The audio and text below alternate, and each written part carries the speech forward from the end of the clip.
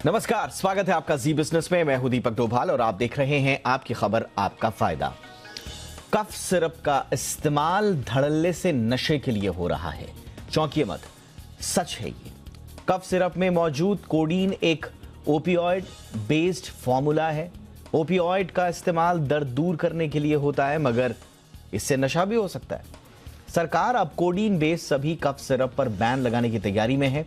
दरअसल कई सांसदों ने सरकार से इस मामले में शिकायत भी की और सरकार से इस पर तुरंत एक्शन लेने को कहा, और अब सरकार ने इसे गंभीरता से लेते हुए इस तरह के कफ सिरप पर बैन लगाने की तैयारी कर ली है। आज हम इसी मुद्दे पर चर्चा करेंगे, समझेंगे कि कोडीन बेस्ड फॉर्मुलेशन पर बैन लगाना क्यों जरूरी हो गया है, युवाओं में कफ सिरप की लत और इससे होने वाले नुकसान पर चर्चा करेंगे। साथ ही उन दवाओं की भी बात करेंगे जिनका इस्तेमाल नशे के लिए हो रहा है। लेकिन चर्चा से पहले ये रिपोर्ट।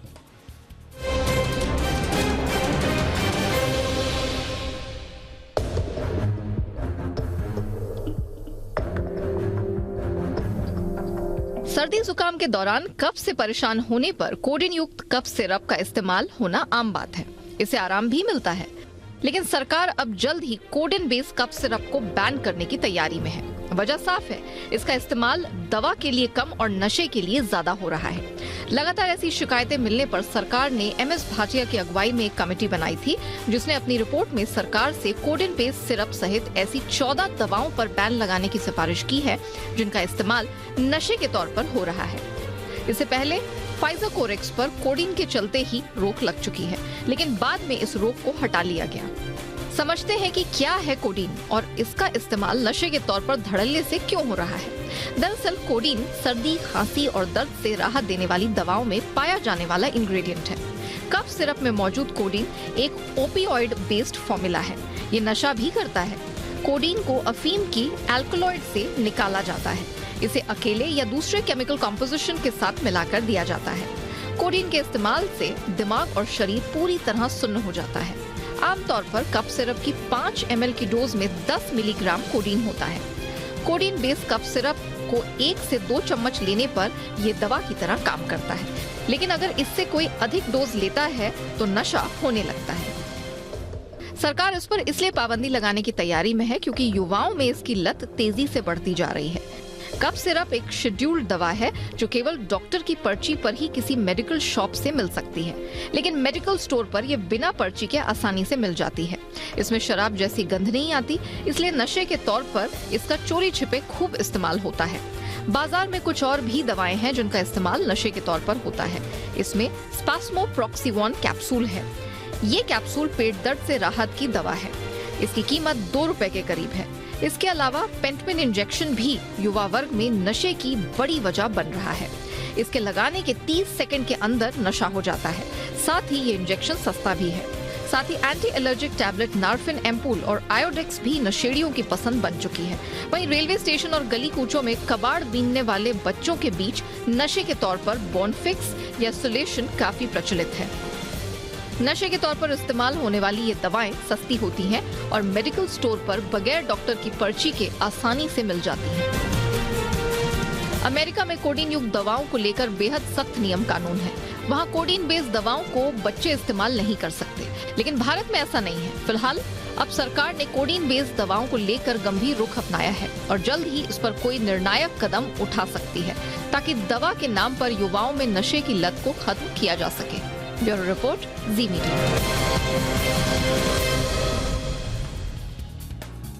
तो कोडीन रिलेटेड ड्रग्स जो हैं उनसे जुड़े हुए जो नियम हैं वो और ज़्यादा सख्त होने चाहिए और इससे जुड़ी हुई कुछ नियम आने चाहिए। ये लंबे समय से डिमांड रही है और जैसे कि हमने ओपनिंग रिमार्क्स में भी बताया कि कुछ सांसदों ने इस बारे में सरकार को भी चिट्ठी भेजी थी और उस पर अब एक्शन लेने की तैयारी हो गई है। लेकिन ये कितना गंभीर है और इससे क्या असर पड़ सकता है, इस बैन का लगना क्यों ज़रूरी है, इन तमाम मुद्दों पर बातचीत करने के लिए इस वक्त 3 खास मेहमान हमारे साथ मौजूद हैं। डॉक्टर सुनीला गर्ग मैम हमारे साथ जुड़ चुकी हैं, जानी मानी पब्लिक हेल्थ एक्सपर्ट हैं। गर्ग मैम, बहुत बहुत स्वागत है आपका। हमारे साथ हैं डॉक्टर स्वाति माहेश्वरी, जानी मानी फिजिशियन है। डॉक्टर स्वाति, आपका भी बहुत बहुत स्वागत है। गर्ग मैम, मैं आपसे ही चर्चा की शुरुआत करना चाहूँगा और एक और मेहमान हमारे साथ जुड़ चुकी हैं, उनका भी परिचय आपसे करा दें। डॉक्टर अंजलि छाबड़िया हमारे साथ जुड़ चुकी हैं, सीनियर साइकियाट्रिस्ट हैं डॉक्टर छाबड़िया, बहुत बहुत स्वागत है मैम आपका हमारे शो पर। सुनीला मैम, मैं आपसे चर्चा की शुरुआत करना चाह रहा था, ये कितना इम्पोर्टेंट होगा मैम, क्योंकि इससे पहले हमने देखा था कि एक और इसी तरह की डॉक्टर MS भाटिया के अंडर में एक एक्सपर्ट कमिटी बनाई गई थी central drugs standards and control organisation की तरफ से, जिसमें कहा गया था कि जो कॉमनली सोल्ड कफ सिरप हैं और मेडिसिन हैं उनको, और ख़ास तौर से जो कि ड्रग कॉम्बिनेशंस हैं, FDCs हैं, उनको आप स्कैनर के में लाइए, क्योंकि इनकी वजह से बहुत जगह इनका नशे के तौर पर इस्तेमाल किया जा रहा है। अब ये वापस एक बार बहस आ गई है, कितना इंपॉर्टेंट होगा सरकार की ओर से इस दिशा में ध्यान देना मैम? ये पहली बात तो बहुत बहुत धन्यवाद मुझे शो में होने के लिए, बुलाने के लिए, और ये बहुत ही इम्पोर्टेंट चर्चा का विषय है, जो कि ना केवल, क्योंकि आप जानते हैं कि अब हमारा 140 करोड़ की आबादी का देश है, जिसमें हम बात करें तो करीबन हमारे 33 से 34% जो है पॉपुलेशन हमारी लगभग 15 साल से नीचे के, टू बी वेरी प्रिसाइज, जिसको हम पीडियाट्रिक पॉपुलेशन कहते हैं। और ज्यादातर हम देखते हैं कि इन दवाओं का प्रयोग बच्चों में बहुत ज्यादा किया जाता है, तो क्योंकि एडिक्शन बचपन से ही ज्यादा शुरू होती है। और अगर हम कोडीन बेस्ड मेडिसिन का प्रयोग करेंगे तो बेसिकली एक तो चांसेस ये हैं कि एडिक्शन के over a period of time इसमें एडिक्शन होगी, और क्योंकि ये दवाएं ओवर द काउंटर मिलती हैं, बिना किसी प्रिस्क्रिप्शन के मिलती हैं, तो इससे लत लगने का बहुत ज्यादा इसकी संभावना रहती है। दूसरी चीज ये भी है कि ये केवल एक कफ सिरप ही नहीं है, बल्कि 14 के करीब फिक्स ड्रग कॉम्बिनेशंस हैं, जिसका शुरुआत 2016 से की गई थी कि, और इसमें हम देखें कि बहुत सारे हमारे डेवलप्ड कंट्रीज हैं, particularly United states of America में, वो पर्टिकुलरली बच्चों को लेके बहुत ज्यादा इस मामले में स्ट्रिक्ट हैं कि इसका रेगुलेशन होना चाहिए, और कोई भी दवाई बिना किसी डॉक्टर के प्रिस्क्रिप्शन के ओवर द काउंटर बिल्कुल नहीं मिलनी चाहिए, क्योंकि it leads to addiction and covered under narcotic acts also. ये एक बहुत इंपॉर्टेंट मुद्दा है। ये आपने बहुत इंपॉर्टेंट बात बोली। अच्छा, मैं पढ़ रहा था मैम, जो डेवलप्ड कंट्रीज है ना, वहां ये दवाइयां इस तरह की नहीं मिलेंगी आपको। जनरली आपको कहीं पे भी FDC बेस्ड दवाइयां नहीं मिलेंगी, जिसमें बहुत सारे कफ सिरप भी होते हैं। मैं डॉक्टर छाबड़िया आपको इंक्लूड करना चाहूंगा, ये किस तरह से मैम एक आम इंसान को इन दवाइयों का लती बना देता है? क्या इनमें ऐसा होता है? कोडीन बेस्ड हम ड्रग्स कह रहे हैं, कहीं कहीं पर इनके लिए FDCs का इस्तेमाल किया जाता है। क्या है ये, और कैसे ये आदमी को नशे की गिरफ्त में ले लेती हैं इस तरह की दवाएं मैम? देखिए, क्या होता है कि जो बच्चे होते हैं वो काफी हद तक छोटी छोटी बातों पे एंजाइटी होती है उन्हें। वो फेल हो जाते हैं एग्जाम में, पेरेंट्स ने डांटा तो उन्हें घबराहट होती है। अभी जब उन्हें घबराहट होती है और उसकी वजह से उन्हें नींद नहीं आती है, तो एक आम तौर पे लोग सोचते हैं कि चलो खांसी की सर्दी की दवाई ले लेंगे तो हमें नींद आ जाएगी। ओके, जब उन्हें उससे वो दवाई लेने के बाद थोड़ी सी उनकी एंजाइटी कम हो जाती है तो उन्हें अच्छा लगता है, और फिर उन्हें ऐसा लगता है, क्योंकि वो छोटे बच्चे हैं, उन्हें और तो मतलब वो ना सिगरेट पिएंगे या ना दारू पी सकेंगे, ना दूसरी उन्हें कोई अवेलेबिलिटी नहीं होती है सब्सटेंसेस की। अभी इन दवाइयों में नशे के ऐसे पदार्थ ऑलरेडी हैं जो वो बच्चा लेके उसे अच्छा लगता है। उसे पता नहीं है कि मुझे क्यों अच्छा लग रहा है। जब उसे अच्छा लगता है, उसका कोई फ्रेंड उसे बोलता है, बच्चे इनक्विजिटिव भी बहुत ज्यादा होते हैं और एक दूसरे से बात करते हैं, और जब वो एक दूसरे से बात करते हैं उन्हें पता चलता है कि ये दवाई लेने से आपको अच्छा लगता है, और इस वजह से वो ये दवाई लेना शुरू करते हैं। दवाई ले रहे हैं तो उन्हें ऐसा भी नहीं लगता कि हम कुछ गलत कर रहे हैं, और धीरे धीरे इन चीजों में, इन दवाइयों में नशा ऐसा होता है जो आपको एडिक्शन हो जाती है, जो आपको नशे की आदी बना देते हैं, और उस वजह से ये दवाइयां अगर उन्हें नहीं मिलती हैं तो उन्हें तड़प होने लगती है। और धीरे देखिए, एडिक्शन में क्या होता है कि एक थ्योरी एडिक्शन की ऐसी है कि ब्रेन में, हमारे ब्रेन में ऐसी जगहें हैं जहां पे ये चीज जाके अटक जाती है, और उस चीज को ना मिलने से ये तड़प बढ़ जाती है, एक हैबिट फॉर्म हो जाती है।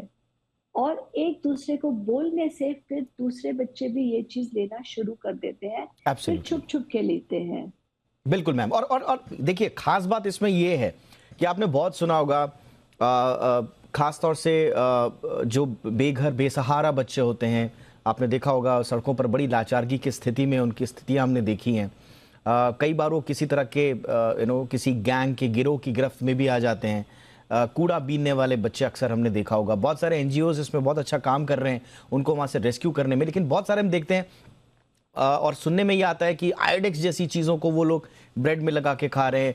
हमने जैसे आपको रिपोर्ट में भी बताया था, कई तरह की चीज़ों से वो नशा करते हैं और उनका बचपन तो गिरफ्त में आता है। लेकिन स्वाति मैम, एक पढ़ा लिखा तबका भी है और जैसा डॉक्टर छाबड़िया ने कहा बिल्कुल कि अब समाज का अगर ताना बाना अगर उस एंगल से न देखा जाए, लेकिन सीधे सीधे अगर हम बात करें तो पुरुषों के पास रिक्रिएशन के लिए उनके पास एक तरह से परमिशंस होती हैं। आप जाइए, आप बार में बैठिए।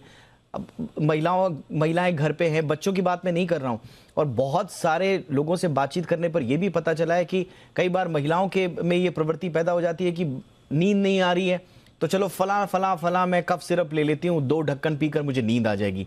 तो ये सिर्फ बच्चों में ही नहीं है, बल्कि समाज के हर तबके में इस तरह की दवाइयों की लत और उन पर निर्भरता बढ़ती जा रही है। ये कितना घातक हो सकता है? मीटिंग में डॉक्टर स्वाति माहेश्वरी, ये शायद ही सोसाइटी का कोई ऐसा स्ट्रेटा है जो कि इससे लेफ्ट आउट है।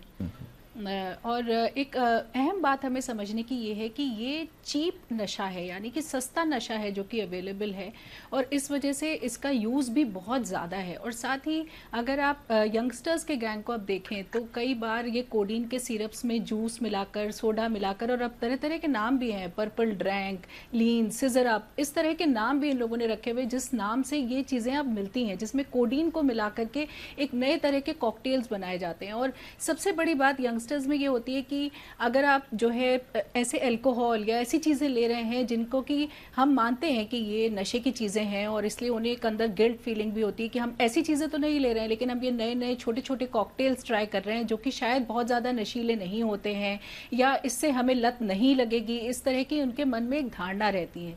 लेकिन ये समझना बहुत ज़रूरी है कि कोडीन जो है, ओपियोइड जो है, ये धीरे धीरे हमें नशे की तरफ ले जाता है। और अगर आप सर्वेज भी देखें तो ये देखा गया कि 80% लोग जो कि कोकेन और हेरोइन बाद में लेने लगते हैं, वो ये बोलते हैं कि हमने शुरुआत पेन किलर्स से की थी, ओपियोइड पेन किलर्स से की थी, यानी कि इस तरह की दवाइयों, कफ सिरप से ही उन्होंने शुरुआत करी थी और धीरे धीरे ये उनके लिए एक लत बन गई। क्योंकि ये जो ओपियोइड्स हैं ये हमारे शरीर में ना केवल एक डिपेंडेंस लेकर आते हैं कि हमारा फिर काम ही नहीं चलता इनके बिना, यानी कि हमने दर्द के लिए, खांसी के लिए इन चीज़ों को ली, लेकिन अगर हमने इनका ज़्यादा सेवन करा तो धीरे धीरे इनके बिना हमारा काम ही नहीं चल रहा है। हमें बहुत ज़्यादा घबराहट हो रही है, हाथ पैर फूल रहे हैं, या हमें लग रहा है कि हम अपना काम ठीक से नहीं कर पाएंगे, तो हमें लगता है कि इनके बिना हम रह ही नहीं पाएंगे। साथ ही ये टॉलरेंस भी लेकर के आते हैं, यानी कि अगर आपको पहले 2 चम्मच से फायदा हो रहा था तो अब आपको 4 चम्मच लेनी पड़ेगी या 6 चम्मच, यानी कि धीरे धीरे जो आपकी रिक्वायरमेंट है बॉडी की वो भी बढ़ने लगती है और यही एडिक्शन की तरफ ले जाता है। और सबसे ज़रूरी बात समझने की ये भी है कि ये जो है परक्लेट होता है आगे, यानी कि अगर कोई प्रेग्नेंट फीमेल ले रही है या कोई लैक्टेटिंग फीमेल ले रही है तो वो बच्चे में जाकर के भी विड्रॉल सिम्टम्स लेकर के आता है, यानी कि नवजात शिशु में भी इसका बुरा असर पड़ सकता है। इसलिए हमें बहुत सोच समझ के इस तरह की दवाइयों को लेने की जरूरत है। ये नहीं सोचे कि कफ सिरप ही तो है, इससे हमें क्या नुकसान होगा, या हमने ओवर द काउंटर कोई दवाई ले ली तो इससे हम ले सकते हैं, कोई नुकसान नहीं होगा। और बहुत सारे ऐसे फिक्स्ड ड्रग कॉम्बिनेशंस हैं जिनकी हम बात कर रहे हैं, जिनका आपस में कोई तालमेल नहीं है, यानी कि हम 2-2 दवाइयां खा रहे हैं एक रिजल्ट के लिए जिसका कि कोई फायदा नहीं है। और इसीलिए गवर्नमेंट के स्कैनर में, बिल्कुल मैम आपने बहुत सही बोला, इसीलिए ये गवर्नमेंट के स्कैनर में, और आज से नहीं है, जिसका मैंने जिक्र किया था, central drug standard and control organisation, उन्होंने एक कमेटी का, जिसका डॉक्टर MS भाटिया की चेयरमैनशिप में इस कमेटी का गठित हुआ था, 19 ऐसे फिक्स ड्रग कॉम्बिनेशंस को ये लोग अंडर स्कैनर लेकर आए थे और उस पर अभी बहुत सारे एक्शंस हुए, लेकिन फिर कई लोग जो है हाई कोर्ट जाकर स्टे ले आए, उसमें वो एक अलग इशू है। लेकिन आपको जानकर शायद हैरानी होगी हमारे दर्शकों को कि ये सिर्फ किसी सांसद की चिंता नहीं है, ये एक आम डॉक्टर्स की चिंता नहीं है, ये आम महिलाओं और बच्चों की चिंता नहीं है, बल्कि नार्कोटिक्स कंट्रोल ब्यूरो NCB, 2017 में DCGI को चिट्ठी लिखकर इस तरह के जो ड्रग्स हैं और सिरप्स हैं उनकी अवेलेबिलिटी को रिड्यूस करने के लिए बाकायदा चिट्ठी लिखी थी, और उनका साफ तौर पर कहना था कि इसका सीधा सीधा कनेक्शन क्राइम से है। तो आप सोच रहे हैं कि आपने cough syrup over the counter ले लिया, लेकिन उस कफ सिरप को कंज्यूम करने के बाद समाज में किस तरह के क्राइम्स बढ़ रहे हैं, ये एक क्रिमिनल एंगल भी इसमें जुड़ा हुआ है। इसलिए बहुत इंपॉर्टेंट है इस पर एक्शन लेना। अब सरकार कुछ करे तो बात बने। डॉक्टर गर्ग, एक प्रॉब्लम जो इसमें मैं पढ़ रहा था जब इस पर बहस शुरू हुई, एक प्रॉब्लम जो शायद इसमें आ सकती है, जिसको लेकर शायद सरकार भी बार बार सतर्क रहती है, कि अगर आपने इन FDCs को या इन कफ सिरप को अगर बैन कर दिया तो अचानक से फिर shortage of branded cough syrup हो जाता है और फिर उनकी होल्डिंग शुरू हो जाती है। तो इसके दूसरे पहलू भी हैं। तो यही वजह हो सकता है कि शायद सरकार इस तरह के डिसीजन लेने से पहले फूक फूक कर कदम रखती है। नहीं, मैं ऐसा नहीं सोचती। जैसे कि अभी तक हमारी चर्चा उस ओर जा रही थी कि ओवर द काउंटर अवेलेबल हैं। हम ये भी साथ साथ हमें ये भी सोचना चाहिए कि क्या हम प्रिस्क्रिप्शन ऑडिटिंग करते हैं कि कितने डॉक्टर्स जो कि हमारे एलोपैथिक हैं या ऑल्टरनेटिव सिस्टम के लोग भी प्रोवाइड करते हैं, इन प्रिस्क्रिप्शंस को लिखते हैं। क्योंकि फार्मेसी को कैसे समझ में आता है, क्योंकि एक बार अगर हम प्रिस्क्राइब करते हैं तो हमारी हजारों डॉक्टर्स भी ये मेडिसिन को लिखते हैं।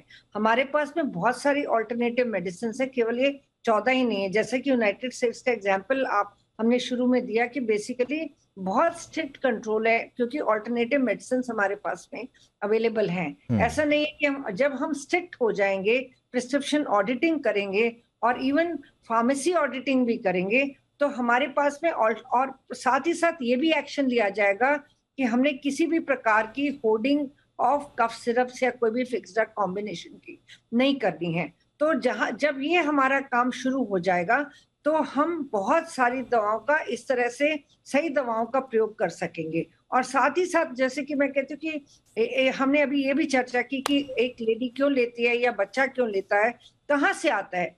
एक्चुअली एक बार किसी डॉक्टर ने प्रिस्क्राइब किया, फिर वो प्रिस्क्रिप्शन चलती रहती है। तो और फार्मेसी भी इसका एडवांटेज उठाती है कि ऑलरेडी डॉक्टर की प्रिस्क्रिप्शन है तो हम दे देते हैं करके, और धीरे धीरे ये जो है परकुलेट होता चला जाता है करके। तो मेरे कहने का मतलब है कि शुरुआत पहले हम अपने घर से करें, यानी कि डॉक्टर से करें और हर एक सिस्टम ऑफ डॉक्टर से करें, क्योंकि इसका प्रिस्क्रिप्शन भी बहुत ज्यादा मात्रा में है और रेगुलेशन नहीं है। और ओवर द काउंटर वो बाद में जाके शुरू हो जाते हैं। फार्मेसी के अपने डॉक्टर्स भी होते हैं जिनसे वो लिखवाते हैं करके। ये चीजें बहुत जरूरी है। तो यहाँ पे मैं कहूंगी कि बहुत ज्यादा हमें स्ट्रिक्ट होने की जरूरत है at the end point also. And point कौन सा है? जो कि फार्मेसी का हमारा एंड पॉइंट है, जहां से वो लेते हैं करके। और जैसे कि over a period of time हमने ये भी चर्चा की कि ये लोग they succumb to alternative addictions, जैसे कि हम हेरोइन की बात करें, अल्कोहल की बात करें, शुरुआत ऐसे ही होती है करके। सो इसीलिए चाइल्डहुड पीरियड में हमें कफ सिरप्स को मॉडरेट करने की बहुत जरूरत है। हमें रैशनलाइज प्रिस्क्रिप्शन की बहुत जरूरत है, और हमारे पास में बहुत सारी ऑल्टरनेटिव मेडिसिन हैं, क्योंकि इसकी चर्चा हम आज से नहीं कर रहे, हम 2016 से कर रहे हैं। परंतु कहीं ना कहीं हम फार्मास्यूटिकल कंपनीज के आगे यहाँ पे बहुत मेजर हमें ये भी देखना है कि हम किसके साथ में चर्चा कर रहे हैं। हमारी मेजर फार्मास्यूटिकल कंपनीज हैं जो कि इसमें इन्वॉल्व हैं। सो हमें बहुत रेगुलरली उनके साथ डायलॉग करके हमने अभी डेफिनेटली अगर गवर्नमेंट कदम उठाएगी और हम स्ट्रिक्ट होंगे at the providers level, at all levels, मतलब यानी कि डॉक्टर के लेवल पे, फार्मेसी लेवल पे, ताकि इस तरह की प्रिस्क्रिप्शंस ना दी जाए और ऑडिटिंग की जाए। ये आपने बहुत सही बोला। ये बहुत इंपॉर्टेंट है कि प्रिस्क्रिप्शंस की ऑडिटिंग होना बहुत आवश्यक है, क्योंकि शेड्यूल्ड ड्रग में आने के बावजूद उसको प्रिस्क्राइब करना इंपॉर्टेंट और मैंडेटरी होने के बावजूद ओवर द काउंटर कैसे मिल जा रही है, ये बहुत इंपॉर्टेंट है। और एक इंपॉर्टेंट बात जो डॉक्टर गर्ग कह रही हैं,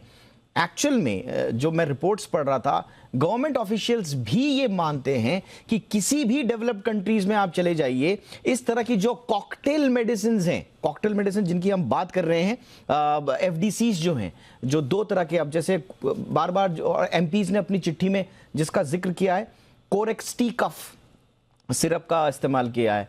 तो कोरेक्सटी कफ सिरप में कॉम्बिनेशन ऑफ 2 मेडिसिन है। पहला कोडीन जिसकी हम बात कर रहे हैं, और तीसरा है ट्राइप्रोलाइडीन अब इसमें कोडीन जो है वो कफ सप्रेसेंट की तरह काम कर रहा है, और दूसरा जो ट्राइक्लोडिनाइन है ये एंटी एलर्जिक है। तो ये इस तरह से बॉडी और ब्रेन दोनों को नंब कर देता है, और यही चाहिए नशा करने वालों को। उनको ब्रेन भी नंब करना है, अपना बॉडी भी नंब करना है, और इसी वजह से ये नशे के तौर पर इसका इस्तेमाल धड़ल्ले से हो रहा है। बच्चे से लेकर तमाम लोग इसमें इन्वॉल्व हैं।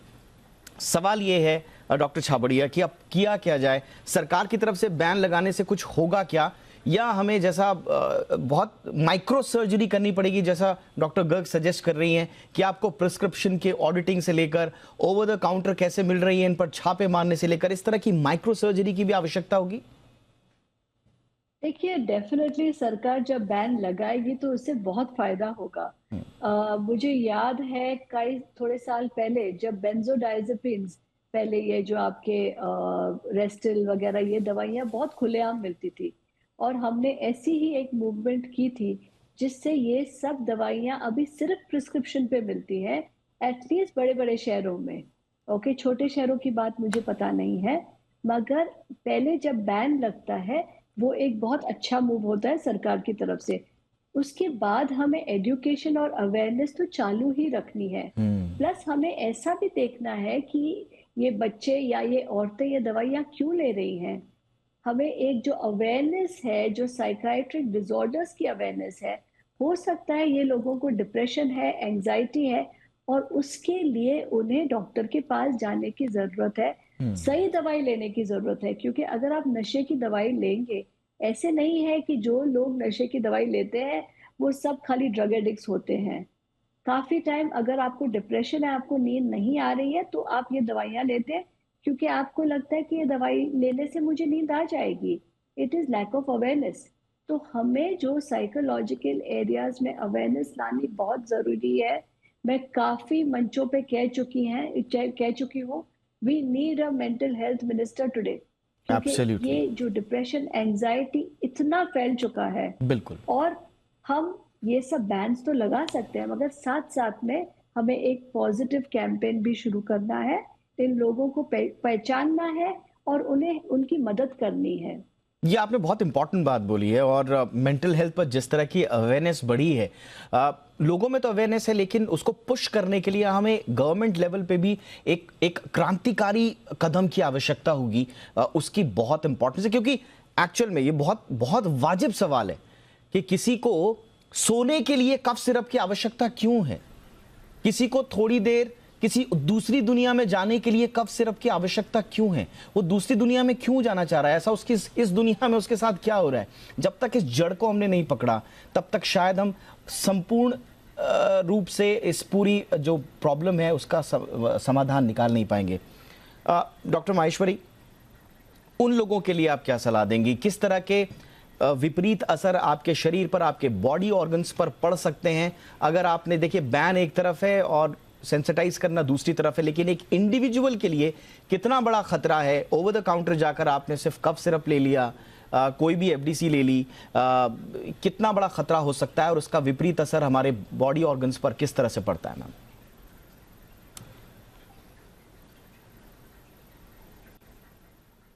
बिल्कुल दीपक जी, खतरा बहुत बड़ा है, लेकिन बड़ी बात यह है कि इसको समझ पाना बहुत मुश्किल है, क्योंकि जो इसके साथ फीचर्स एसोसिएटेड हैं, जिस तरह के आपको जो है लक्षण होंगे, जैसे थकान हो रही है, इरिटेबिलिटी हो रही है, आपका कुछ करने का मन नहीं कर रहा है, या आपकी धड़कन तेज़ हो रही है, या उल्टी जैसा लग रहा है, या कॉन्स्टिपेशन हो रहा है, तो इन चीज़ों को दवा से जोड़ पाना इतना आसान नहीं होता है। ये अक्सर लोगों को नहीं लगता है कि इस वजह से हमें ये दिक्कत हो रही है, हम किसी और कारणों से समझते हैं कि ऐसा हो रहा है। एक बहुत ज़रूरी बात जो समझने की वो ये है कि जो कफ सिरप और पेन किलर्स होते हैं, ये दो चीज़ें ऐसी हैं जो हम बहुत ही आसानी से बिना डॉक्टर से पूछे घर में हर कोई इस्तेमाल कर लेता है, चाहे बड़े बुजुर्गों के लिए हो, बच्चों के लिए हो, किसी के लिए भी हो। थोड़ा दर्द है, चलो ये गोली खा लो, खांसी हो रही है, ये कफ सिरप पी लो। और अक्सर हमने ऐसे केसेस भी देखे हैं जहाँ मेड्स जो हैं या जो केयर टेकर्स हैं, उन्होंने बच्चों को शांत करने के लिए या बच्चा ज़्यादा तंग ना करे इसलिए भी इन कफ सिरप्स या एंटी एलर्जिक्स वगैरह का इस्तेमाल किया है, क्योंकि ये बच्चे को शांत कर देता लेता है, उसको नींद आने लगती है, या वो उस तरह का इतना एजिटेटेड या हाइपर एक्टिव नहीं रहता है। तो हमें ये समझना बहुत ज़रूरी कि सरकार अगर ऐसा कदम उठाती है कि जो ये कफ सिरप्स या पेन किलर्स जो कि हमें नुकसान दे सकते हैं वो मिले ही नहीं, वो मार्केट में अवेलेबल ही नहीं हो, इस तरह के कॉम्बिनेशंस ही नहीं हो जो आप लें और आपको नुकसान दे, तो ये एक पहला कदम और बहुत ज़रूरी कदम है उठाना, ताकि एटलीस्ट हम ओवर द काउंटर जाकर के जिन चीज़ों को खरीद सकते हैं जो कि किसी डॉक्टर की निगाह में नहीं आ रहा है, गवर्नमेंट की निगाह में भी नहीं आ पा रहा है, तो कम से कम उन चीज़ों से आपको नुकसान नहीं होगा और कोई और व्यक्ति जो है आपको वो चीज़ें नहीं दे पाएगा ताकि आपको नुकसान हो। साथ ही में जैसे कि हमने अभी आपने बात भी करी, ये समझना तो खैर बहुत ज़रूरी है ही कि जितने भी ये ओपियोइड ड्रिवन कफ सिरप्स हैं, इनकी वजह से जो हमारा जो रेस्पिरेटरी डिप्रेशन होता है, यानी कि जो हमारी सांस है वो उतने सही तरीके से नहीं चलती, धीरे धीरे चलने लगती है, और ऐसी स्थिति में हमारे मस्तिष्क को जो ज़रूरी ऑक्सीजन है वो नहीं मिलता है, और इस वजह से बहुत सारे बच्चों में मृत्यु भी अमेरिका में देखी गई है। इसलिए बहुत सोच समझ के हमें ये कफ सिरप्स या ये दवाइयाँ अपने बच्चों या किसी और व्यक्ति को देनी चाहिए। तो इसलिए इनको हमें बिल्कुल भी ये नहीं सोचना चाहिए कि जाके केमिस्ट से पूछ लें और वही हमें दवा। बिल्कुल, जो एक चीज जो बहुत सीधी सिंपल सी बात समझ में आती है कि कफ सिरप एक्चुअल में करते क्या, और खासतौर से कोडीन की अगर मैं बात करूं, जितना मैं पढ़ पा रहा हूं, हमारे जानकार यहाँ पर बैठे हुए हैं, ज्यादा अच्छे तरीके से बताएंगे, आपके डॉक्टर आपको ज्यादा अच्छे तरीके से बताएंगे। लेकिन अगर आपको लग रहा है कि कोडीन आपकी खांसी को ठीक कर रहा है, तो थोड़ा सा कोडीन का आप जरा बिहेवियर पढ़ लीजिए कि कोडीन करता क्या है। कोडीन जो है वो आपके कफ सेंटर, जो कफ सेंटर की जो एक्टिविटीज हैं जो आपके ब्रेन में हैं, उस एक्टिविटी को रिड्यूस कर देता है। यानी कि अगर आपको कोई इंफेक्शन गले में है, वो इंफेक्शन ठीक नहीं करता है, आपके ब्रेन में जो कफ सेंटर की एक्टिविटी है उसको रिड्यूस कर देता है। तो वो ब्रेन पर अटैक कर रहा है बेसिकली। आपके प्रॉब्लम गले में है लेकिन जा रहा है वो आपके ब्रेन में। तो ये आपको थोड़ा सा समझना पड़ेगा कि आपके ब्रेन को वो एक तरह से दूसरी दिशा में ले जा रहा है ताकि आप कफ के बारे में ना सोचें और आपको लगे कि मेरा कफ ठीक हो गया। तो ये कोडीन की एक छोटी सी मैंने आपको एक कैरेक्टरिस्टिक्स बताई। तो इस तरह से बहुत सारी दवाइयां हैं जो आपके शरीर पर विपरीत असर डाल सकती है, इसलिए कभी भी अपने से तो इनको आपको नहीं लेना है, डॉक्टरी सलाह से जरूर लें। और दूसरा, सरकार को भी ये अब सुनिश्चित करना है कि किस तरह से कोडीन बेस्ड ड्रग्स या इस तरह के जो एफडीसीज हैं ये बाजार में अवेलेबल हैं और ये हमारे सोसाइटी को किसी तरह का नुकसान ना पहुंचाए। कैसे इस पर बैन लगेगा सरकार तय करेगी। फिलहाल आप तीनों का बहुत बहुत शुक्रिया मैम जुड़ने के लिए। Doctor Garg, thank you so much ma'am. Doctor Maheshwari, आपका भी बहुत बहुत शुक्रिया। डॉक्टर छाबड़िया, आपका भी बहुत बहुत शुक्रिया।